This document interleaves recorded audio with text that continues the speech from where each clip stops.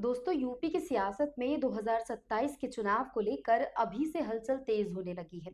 एक तरफ बीजेपी और समाजवादी पार्टी अपने अपने समीकरण मजबूत करने में जुटी हुई है, तो दूसरी तरफ है मायावती की बहुजन समाज पार्टी।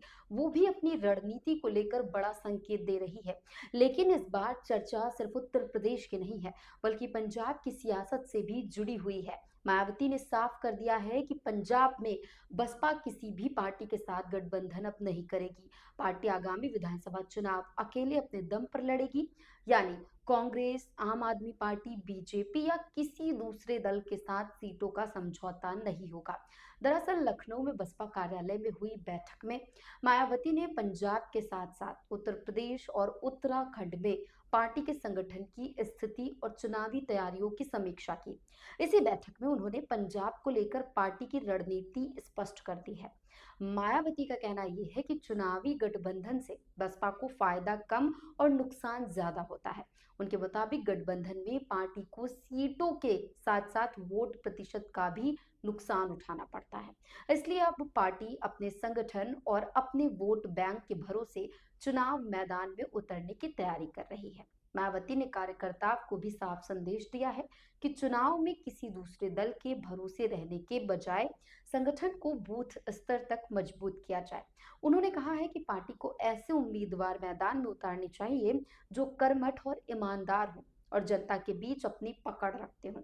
अब सवाल ये है कि आखिर मायावती को गठबंधन से इतनी दूरी क्यों महसूस हो रही है। अगर पिछले कुछ चुनावों पर नजर डालें तो बसपा ने अलग अलग समय पर दूसरे दलों के साथ गठबंधन करके चुनाव लड़ा है, लेकिन इन गठबंधनों के बावजूद पार्टी को वो चुनावी सफलता नहीं मिली जिसकी उम्मीद की गई थी। शायद यही वजह है कि मायावती अब एक बार फिर अकेले चलने की रणनीति पर जोर दे रही है।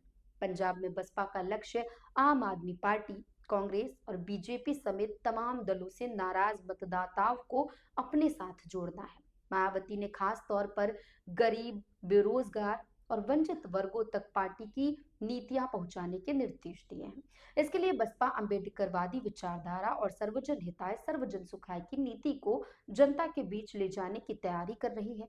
मायावती ने संगठन को सिर्फ चुनाव तक सीमित रखने के बजाय आने वाले कार्यक्रमों पर भी फोकस करने को कहा है।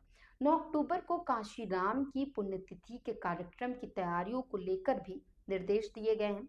वहीं 15 जनवरी 2027 को मायावती के जन्मदिन के मौके पर आयोजित होने वाले जन कल्याणकारी दिवस को भी बड़े स्तर पर मनाने की तैयारी है।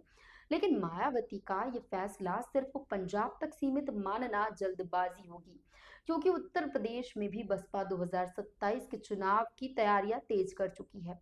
पश्चिमी यूपी के बाद पूर्वांचल में संगठन को मजबूत करने की रणनीति बनाई जा रही है और पार्टी के युवा चेहरे आकाश आनंद भी लगातार सक्रिय नजर आ रहे हैं। ऐसे में बड़ा सवाल ये है कि क्या मायावती की अकेले चलो रणनीति 2027 में बसपा को दोबारा मजबूत कर पाएगी? क्या गठबंधन से दूरी बनाकर बसपा अपना पुराना जनाधार वापस ला पाएगी? और सबसे बड़ा सवाल, क्या मायावती का अकेले चुनाव लड़ने का फैसला बीजेपी, सपा और कांग्रेस के चुनावी समीकरणों को भी प्रभावित करेगा? क्योंकि यूपी की राजनीति में बसपा भले ही अभी सत्ता से दूर हो, लेकिन उसका वोट प्रतिशत और सामाजिक समीकरण चुनावी नतीजों पर असर डालने की क्षमता रखता है। यानी मायावती का साफ संदेश है, अब सहारे की राजनीति नहीं, अपने संगठन और अपने वोट बैंक के भरोसे चुनावी मैदान में उतरना है।